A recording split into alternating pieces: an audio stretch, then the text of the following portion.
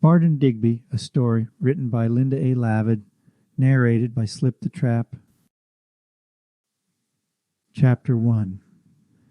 Barden Digby lived to be an old man, crotchety and mean, rambling around a 10,000-square-foot house, catching mice, saving bags from grocery stores, and thinking about Leonora, a wife he once had when he wore suits and took a limo to work where he had met her, a girlfriend to one of his underlings, a woman who had the most remarkable speaking voice, not too sweet, not too throaty, a woman who wasn't so much a beauty as a creature, unique like something of another world, like a slender, fluttery poppy, or a calm, understated Ukrainian flag, or so he felt before he made his move one rainy Friday at the end of a long week, after he had sent the boyfriend out of the office, telling the man he need not return because it was Friday, and it would be silly to double back during rush hour in the rain, which gave Barden an opportunity to corral Leonora as she waited for the bus,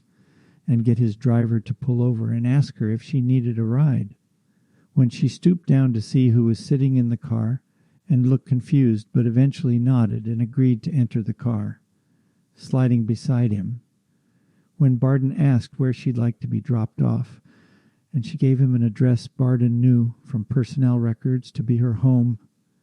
Not that he was stalking her, he was a kinder, gentler person back then, quite proper in all things woman and man, so much so that once they were underway, he only talked about the weather, the dismal rain and grayness, while the two of them in intimacy breathed the same air without contrivance. And once the weather discussion ended, he asked if she had any plans for the weekend, to which she responded, "Nothing really," which in turn encouraged him to mention how he always had Friday night dinner at the yacht club for their bouillabaisse that was worth every penny, and asked if she ever had bouillabaisse, and she said "Bulabahula," which Barden found beguiling in a woman not so terribly young, and asked his driver to take the route along the river to give him a bit of extra time to work his magic, if one called it that, and Barden rambled on about what made a fish stew extraordinary, and that it wasn't only the fresh-caught fish per se, but the broth made from its bones, with the aromatics of leeks, garlic, fennel, and most importantly, saffron. As Leonora watched the passing scenery, and Barden continued about the proper wine pairing, preferring a nice Pinot Gris, but not necessarily a late-season one that tended to be a little too sweet for his palate, when suddenly Leonora spoke up. "Can you drink river water?" That seemed pulled from the air with no connection to what was being discussed, when he answered with some wryness, "Yes, but not without consequences." Then continued his litany of local restaurants, many upscale but pathetic in their commitment to making a proper dish by either not bothering with simmering the stock long enough, or adding an anemic amount of saffron, to then wonder aloud if she had ever been to Marseille, to which she asked if the problem with river water was due to paramecium, making Barden smile, amused by the woman's remarkable vocabulary, paramecium, and its possible meaning, that he immediately got down to business and suggested she join him for dinner, to which she nodded in a haphazard way that Barden took as a yes. Chapter 2. When Harold, the head waiter, asked Barden if he wanted to be seated at his regular table, Barden's eyes swept the room and quickly decided he actually said we would prefer a spot by the window, and pointed to a cornered nook away from the bar and kitchen where he and Leonora could sit facing the lake in their own bubble of whispered words and gentle laughter, hopefully with minimal interruption from patrons who tended to usually, on evenings when he was alone, saunter over, help themselves to his bottle of wine, and make small talk until the wine was gone, which on this particular evening, now that Barden had a guest, was not likely to happen, filling him with pride that made him walk straighter, as he dark-suited, she in pink, sashayed around tables to be seated, and where Barden hoped to assess the intimacies of Leonora amidst white linen, soft candlelight, and the romantic mood set by the foggy mist that had settled on the lake, and where he had stumbled into an unworldly perfect movie, like a scene from Casablanca when Barden suddenly remembered Leonora had a boyfriend. But as the evening progressed with drinks and dinner, Barden conveniently figured a boyfriend wasn't a husband, and she touched his arm twice, which had to mean something on the continuum of attraction because he sure liked it, deciding to return the favor at dessert when he cracked the brulee, scooped a small spoonful, and held it out, as she opened her mouth slowly, licked her lips, and said, "Naughty boy," before allowing him to feed her. And in that moment Barden understood, firsthand, what love was, a feeling that lasted beyond dinner and continued as they rode the nighttime streets, softened and glimmered from the rain, huddled close, and where Barden wanted to tell the driver to ride into the horizon of another dawn, wondering aloud to Leonora, "What makes you happy?" And she said, "Dreams." And again he was charmed by her, the whole of her, the inside and outside of her, as he reached for her hand, soft, warm, hoping to feel, however faint, the beating of her heart in unison with his, which he believed he did when his breath caught and she smiled before turning to the window, becoming an iridescent beauty in the moonlight who glowed from some interior place, perhaps in his eyes only, again thinking of the boyfriend who must be an oaf to not have made plans, to not have insisted on returning to the office, to ignore her like a vase of roses, unwatered, wilted, forgotten in a dusty, distant corner that would serve him right should she choose another man, Barden specifically, who would treat her well, honorably, sincerely, who would make her dreams come true, no matter the cost or time, because he was a resourceful man who understood the nature of possibilities and the abstract reasoning it took to have ideas turn into reality like he did this very evening. A take-charge fellow who made a split-second decision on a mundane Friday evening that manifested into unexpected magic, and who could do it again, he was certain, if he tried. "Your dreams," he said, "tell me one before we part." And she became eerily silent, leaving Barden hanging, wondering if he had gone too far, when suddenly she answered, "I want to jump off the highest mountain, fly and never land." And Barden, hearing her words, felt cuffs tighten and a heavy iron door slam shut, a prisoner of love. Chapter 3. Barden's weekend crawled past, everything he did from having meals, reading spreadsheets, making phone calls, and going for his regular walks only kept his mind occupied for short periods. The rest of the time he indulged in fantasy, what his life would be like with his love, Leonora, and what exactly the plan was. Specifically how he'd get rid of the boyfriend, Jason, the unkempt character who wore skinny ties, loosened from the neck, and who, when explaining his quotas, ran long on excuses and short on sales, even though he had one quality Barden couldn't deny. Jason could sweet-talk the ladies, no matter the age or station, a trait Barden simply didn't have or want to have because he, Barden, was a no-frills, honest man who had to keep everything afloat, so much so that office birthday parties and promotions would often find him, the company president, manning the phones for the allotted 30 minutes, while the staff got to eat cake, and which commonly became known as "let us eat cake" celebrations, which Barden didn't mind since it kept everyone in good humor, while he enjoyed the luxury of being alone. But his reclusive behavior would have to be modified since he had to run reconnaissance on the Leonora and Jason situation and determine where their relationship stood, how serious they were, and if he had a chance, because if there were a chance, Barden would grab it by the horns and wrangle it down. After all, she had kissed him on the cheek, and yes, he did turn for more. But they were interrupted when the car door opened and she jumped out. Still, it was for the best, because there were no embarrassing moments that would cause him to avoid her at the office. And now he was confident, heading for work with a new pinstripe shirt, paisley tie, and a close shave that didn't go unnoticed by his secretary. "You smell nice," and Barden felt it was such a good omen that he settled into his office to do some work until, say, 10-ish, to then pass by the main office where Leonora had her desk, but as the morning wore on, his resolve weakened, eaten away by second-guessing and past realities.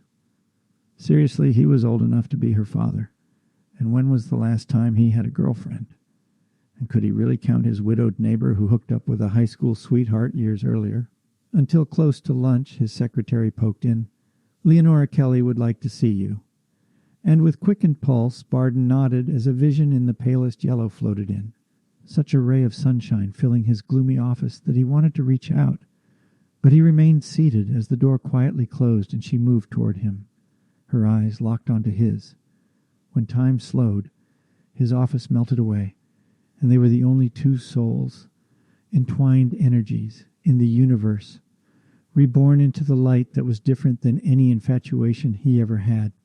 And suddenly he didn't want to have secrets or pretensions. He only wanted to speak the truth and have the cards fall as they may, realizing there were a limited number of synchronistic events in one's life, when the delicate gossamer thread that tethered the earthly world with the divine could break at any moment. And he had only one chance to jump into the vortex when he suddenly stood, walked around his desk, enveloped her in his arms, saying without doubt or fear, "Leonora, will you marry me?" Chapter 4. A month after his proposal, Barden's world was upended. Everything he knew or thought he knew had transformed into an amorphous blur because she said yes, and not just to marriage, but to all the peripherals that came as a consequence to that yes, which Barden agreed to, because he quickly learned making his wonderful fiancée happy was first and foremost. Not that she ever pouted or got angry, he simply liked seeing her smile and spin around, like a dancing fairy, saying he was the most wonderful man she'd ever found. And he, too, felt part of a magical world of wishes. Even though practical matters took up a lot of their time with discussions that ran into the night. Now that she was living with him, well, not exactly with him, but in the West Wing. A decision they both made after she left her job, because, as Leonora suggested and Barden concurred, they didn't want any suggestion of impropriety, given he was the company president and she a secretary, and there was no real rush since they had the grand expanse of a lifetime together. Besides, it was fun getting to know each other without the pressure or embarrassment of, well, stuff which Barden had concerns about since he wasn't now or ever like Jason, a far younger man who he got to know a little better after Jason helped Leonora move, which turned out, contrary to Barden's concern, an uncomplicated situation one Sunday afternoon when a number of other employees, along with Jason, helped transport boxes from her place to his, and after they finished, Barden had the idea to buy and join the crew for pizza and beer, while surreptitiously watching them, Leonora and Jason, which thankfully put his mind to rest since she sat close to Barden, even though Jason had everyone laughing with his knock-knock joke. "Knock, knock, who's there? Fuck who, fuck you." And some anecdote he told that was woke, whatever that meant, and during which time Leonora only listened while holding and privately squeezing Barden's hand, convincing him he was the only insider to her love after all, when he wasn't at work. They spent every moment together, handling the mountains of to-do lists, for both arranging a wedding and setting up a new household, where their combined executive and secretarial skills demonstrated.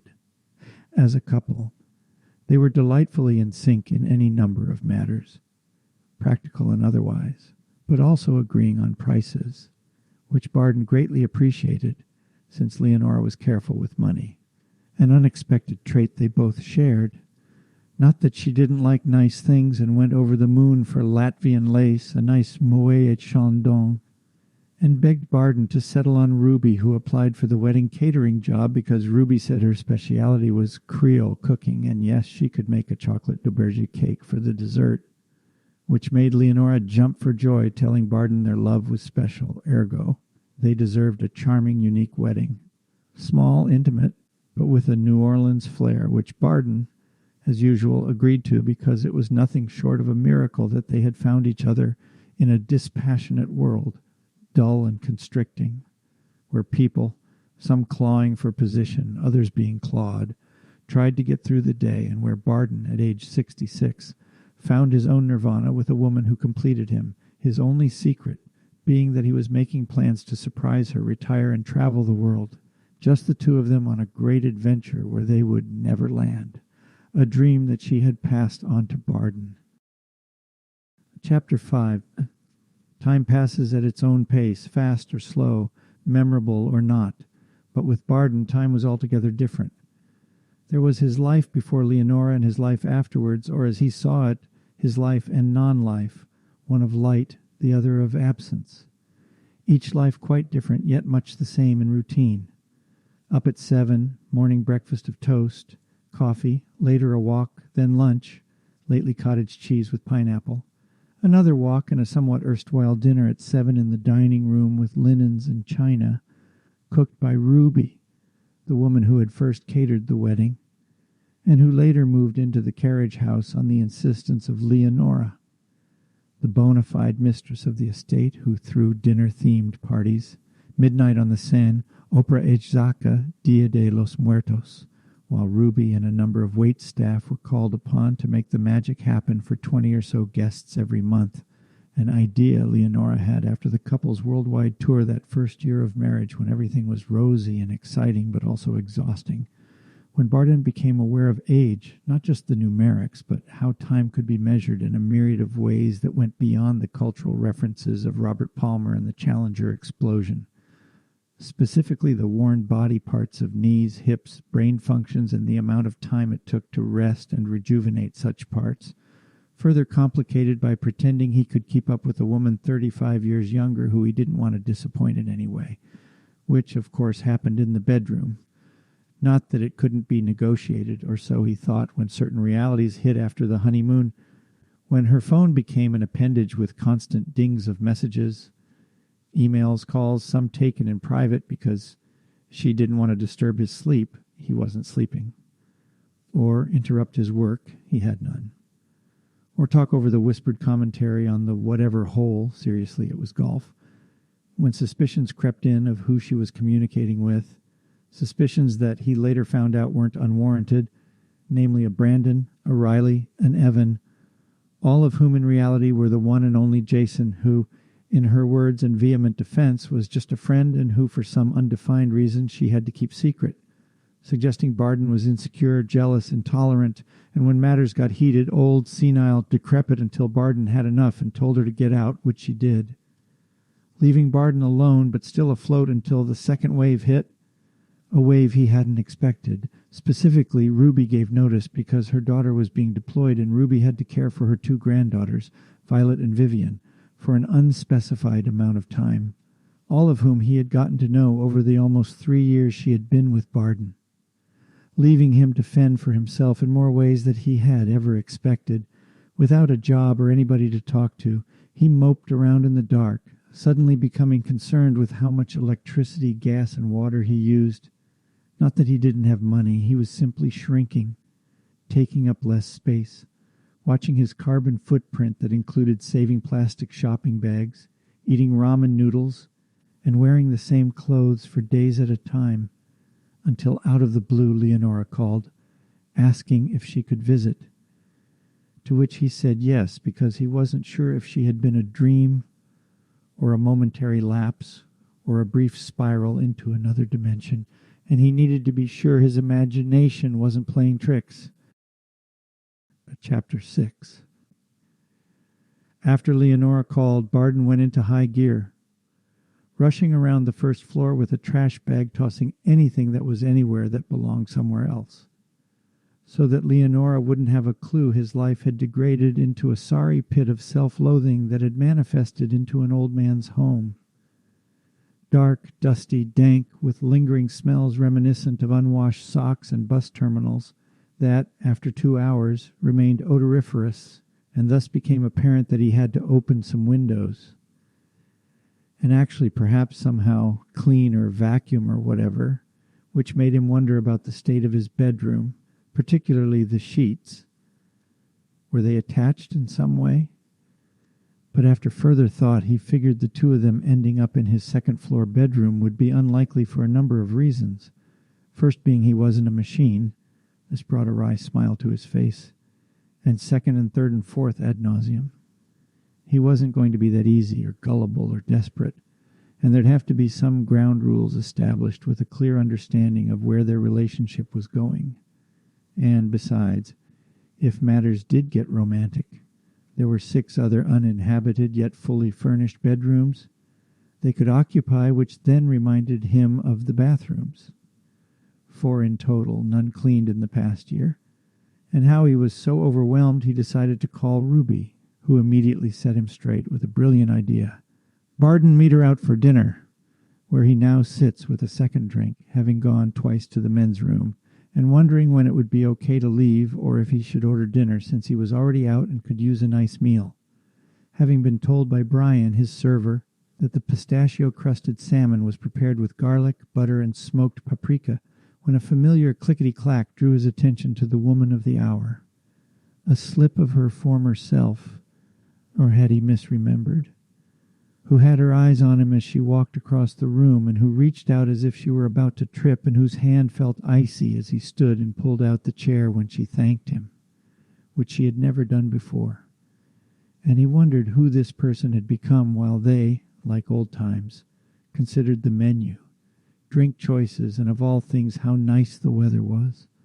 All inanities, considering how their last meeting had her flailing, screaming, and spitting words into his face, a visual he often replayed, reminding himself that he was kinda sorta better alone now after being once married, divorced with his dismal batting average in all things romantic, and yet here he sat with Leonora waiting, wondering why she had called him, when he leaned back during coffee and asked, "Why did you want to see me?" And she sighed as if relieved. "I need money." To which he echoed, "Money? You need money?" To which she answered, "Yes," which made Barden wonder out loud, "Is it a want or a need?" To which she stiffened and said, "Does it make any difference?" And he answered, "Well, I guess not. How much?" 10,000? "I see," he said. "And would that be a loan or a gift?" When her face turned to stone, "Seriously, Barden?" And he pulled a check from his wallet as she gushed how he was the absolute greatest.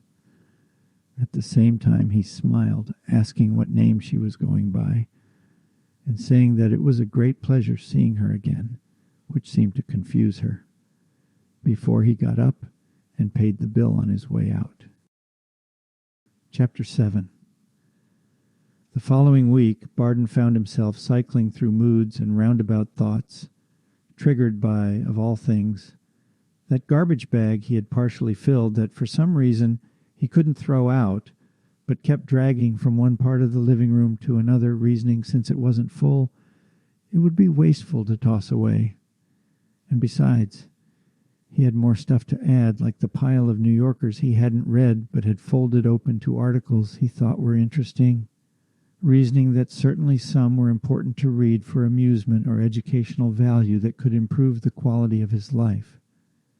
But every time he fanned through the pages in an effort to cull the pile, he ended up in the recliner staring off neither here nor there, until one afternoon the kitchen doorbell, an ancient electromechanical abomination that woke up the dead and wouldn't stop ringing, encouraged him to unrecline, answer, finding of all people Ruby standing at the door. "Barden, I've been calling for days." With a surprised Barden, was his phone missing? Responding, "Nice to see you. Is everything okay?" Because it was his nature, above all else, to steady ships, put things right, when she said, "Yes, of course, but how are you?"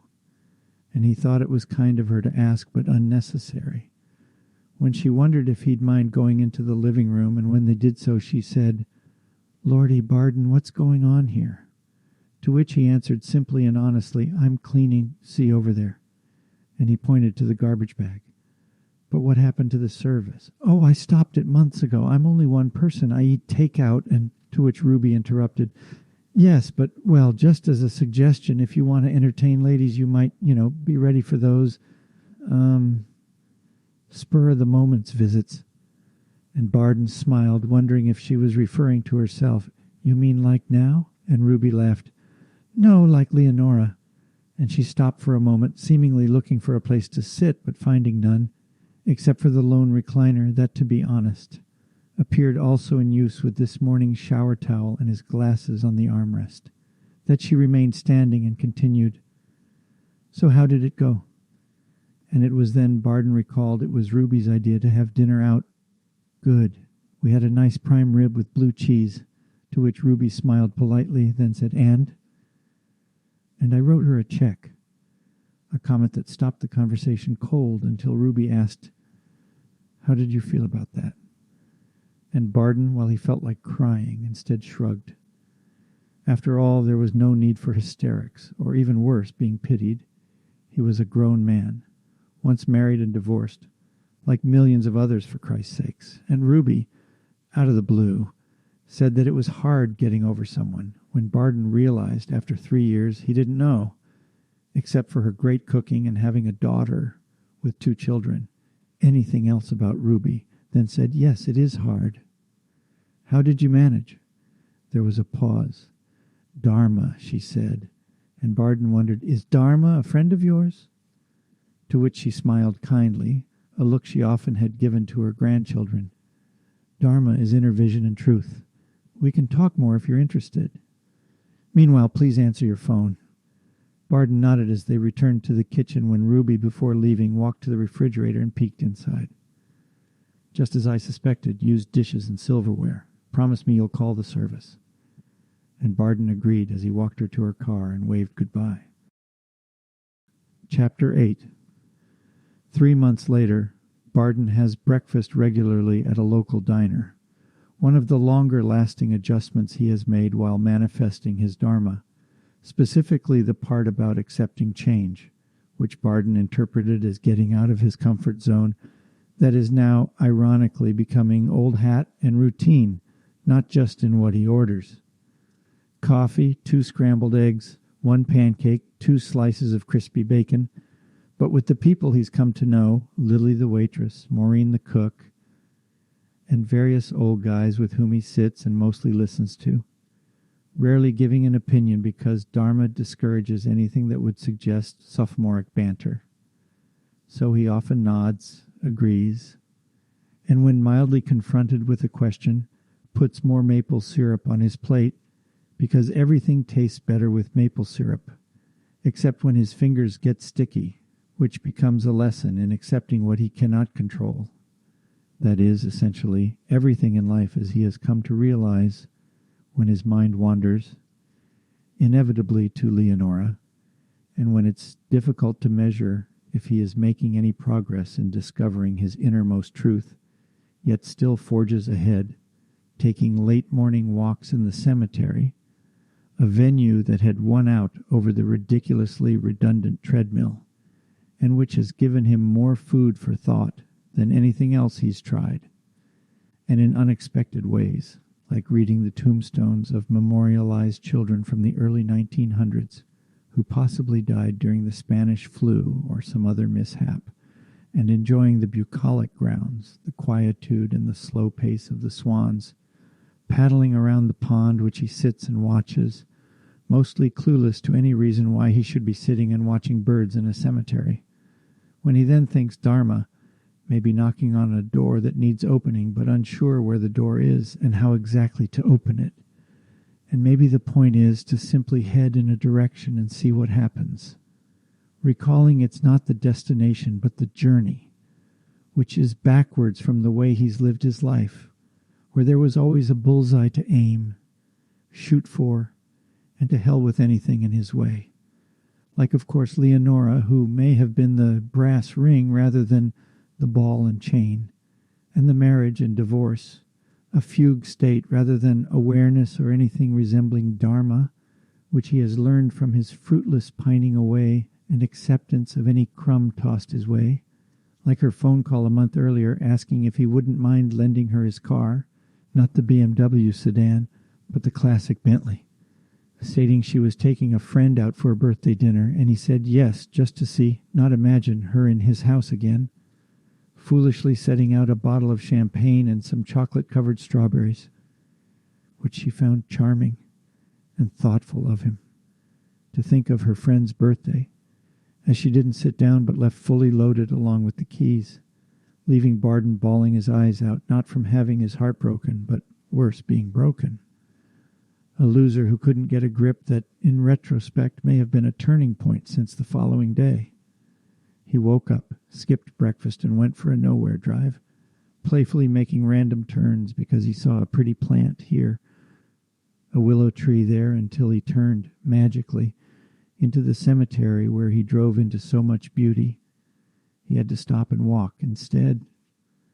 And when, just recently, he began to tell his story to the trees, swans, gravestones, and anything else that would listen. Chapter 9. As life so goes, tiresome repeats are often around the corner, due to unfinished business or the recurrent unlearned lesson that beats on the door relentless to be answered, such as, in Barden's case, another Leonora incident, after she had called hysterical one early morning, 2 a.m., stating she needed to speak with him tout-sweet, when he rubbed his eyes and mumbled, "Now?" And she said with exasperation, "No, of course not. Sometime this week." And he asked when. "Oh, it's so." And she said, "God, Barden, make up your mind." That confused him. Maybe he misunderstood. And remarkably out of character, he said, "Listen, call me tomorrow."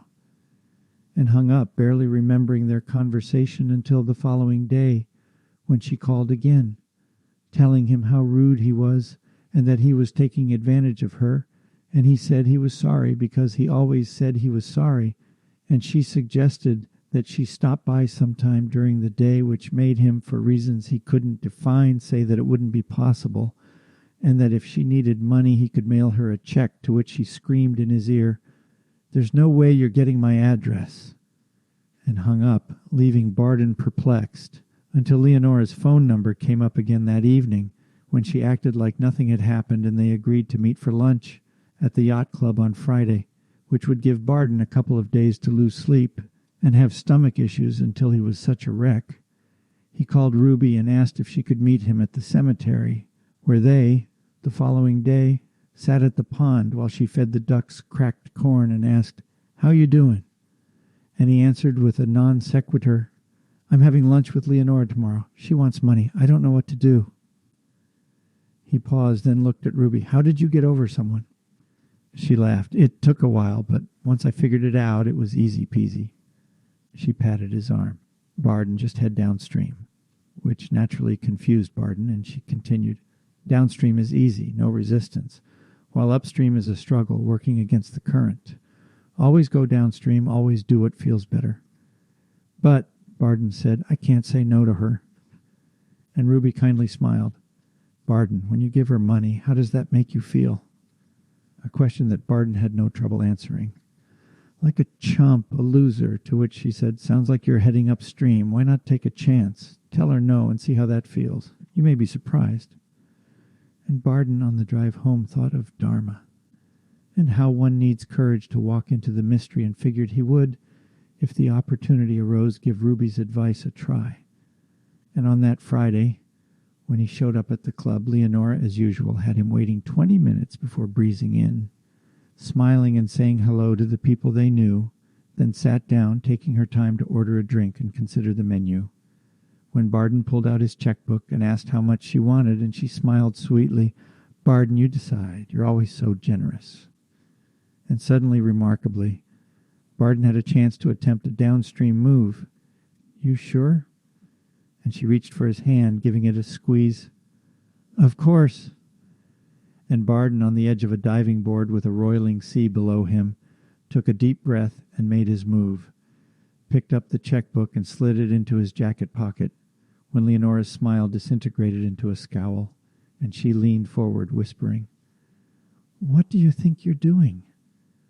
Her glance skittered around the room. "Seriously, you want a scene?" And Barden, feeling remarkably calm, said, "Your call, my dear." Chapter 10. Leonora's words came out between tight lips like a hiss. "I'll get a lawyer. You owe me." Barden interrupted. "Leonora, this was all settled in the divorce. I'm sorry." And he stopped. God, why was he still apologizing? When she picked up the slack, "Do you have any idea what you've done?"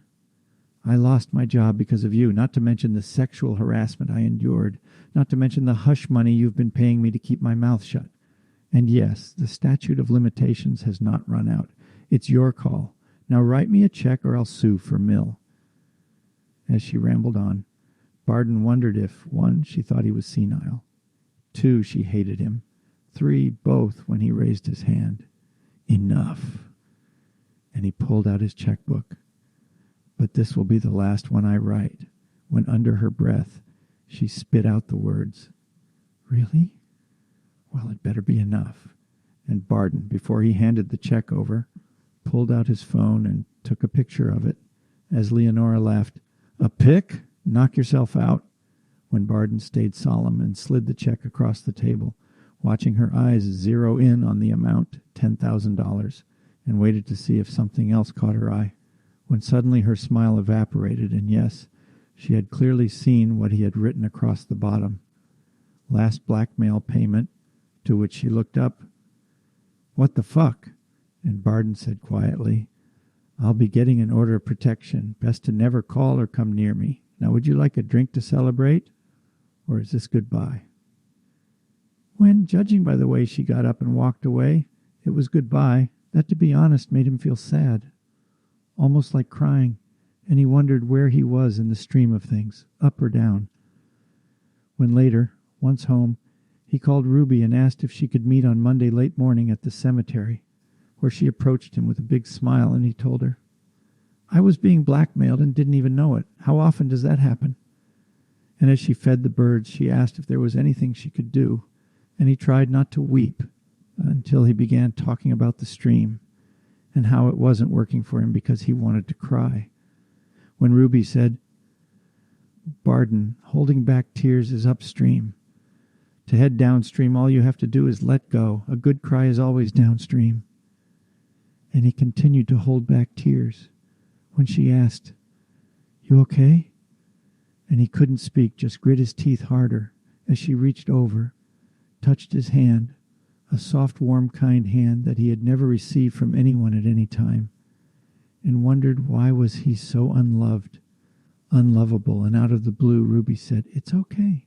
And he couldn't stop his eyes from welling up, or when a river of tears fell down his cheek, and he wanted to wipe his face, but didn't want to let go of Ruby's hand. When the dam broke, the sobbing began, and she put her arm around his heaving shoulders, curling into himself, trying to catch his breath, remembering when he was a child and how he could never stop crying, until he did, and raised his head, seeing the ducks skimming across the lake, reminding him of ballerinas, and he looked at Ruby. "Would you join me for dinner sometime?" And she nodded, wiping a tear from her eye. This has been Barden Digby, A Story, written by Linda A. Lavid, narrated by Slip the Trap, copyright 2023 by Linda A. Lavid. Production copyright by Linda A. Lavid.